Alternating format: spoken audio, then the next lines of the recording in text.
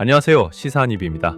오늘은 중고차 경매 대행. 겉으로는 합리적인 거래처럼 보이지만 실제로는 소비자를 위험에 빠뜨릴 수 있는 구조적 문제를 실제 사건처럼 재현해보며 이야기해보겠습니다. 서울의 한 소비자 김씨. 김씨는 오래된 차량을 바꾸기 위해 중고차를 알아보던 중 경매 대행을 통해 시세보다 훨씬 저렴하게 차를 가져올 수 있다는 광고를 접합니다. 전문가가 대신 입찰해주고 차량 점검까지 해준다니 믿음직스럽죠. 김씨는 안심하고 계약을 맺습니다. 하지만 여기서 중요한 사실이 있습니다. 경매 대행사가 말하는 전문가 점검은 사실상 차량용 스캐너로 한번 찍어보는 수준에 불과했습니다. 정비사가 아닌 중고차 매매업자가 간단히 오류 코드만 확인하는 것이었습니다. 엔진 상태, 하체 부식, 사고 이력 같은 중요한 부분은 전혀 점검되지 않았습니다. 김 씨는 이 사실을 나중에야 알게 됩니다. 며칠 뒤 김 씨는 SUV 차량을 1,500만 원에 낙찰받았다는 소식을 듣습니다. 기대에 부풀어 차량을 인수했지만 정비소에서 엔진 오일 누유가 심각하다, 도색도 필요하다는 진단을 받습니다. 산품화 과정에서 추가 비용은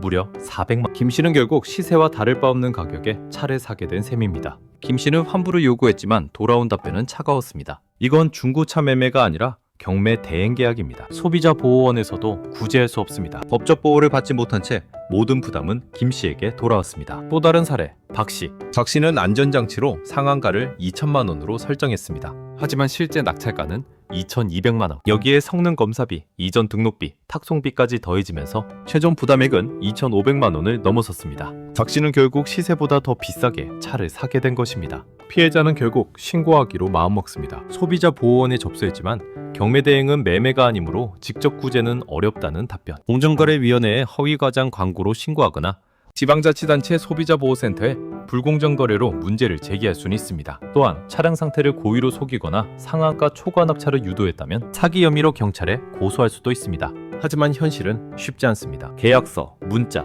비용 내역서 같은 증거가 없으면 법적 대응은 사실상 불가능에 가깝습니다. 중고차 경매 대행은 처음엔 합리적으로 보일 수 있습니다. 하지만 실제로는 소비자에게 불리한 구조가 많습니다. 허술한 전문가 점검, 낙찰 이후 발생하는 추가 비용, 법적 보호 장치의 부재, 상한가 초과 납찰 문제, 그리고 피해 발생 시 구제의 어려움까지. 이 모든 점을 고려하면 소비자는 신중하게 접근해야 합니다. 오늘은 중고차 경매 대행의 문제점을 실제 사건처럼 재현해봤습니다. 여러분은 이런 구조에 대해 어떻게 생각하시나요? 혹시 주변에서 비슷한 경험을 하신 분이 있다면 댓글로 공유해주세요. 그리고 이 영상이 도움이 되셨다면 구독과 좋아요는 시사한입이 더 많은 이야기를 준비하는데 큰 힘이 됩니다. 알림 설정까지 해주시면 앞으로도 중요한 시사 이슈를 놓치지 않고 함께할 수 있습니다. 시사한입, 오늘은 여기까지입니다. 다음 영상에서 뵙겠습니다.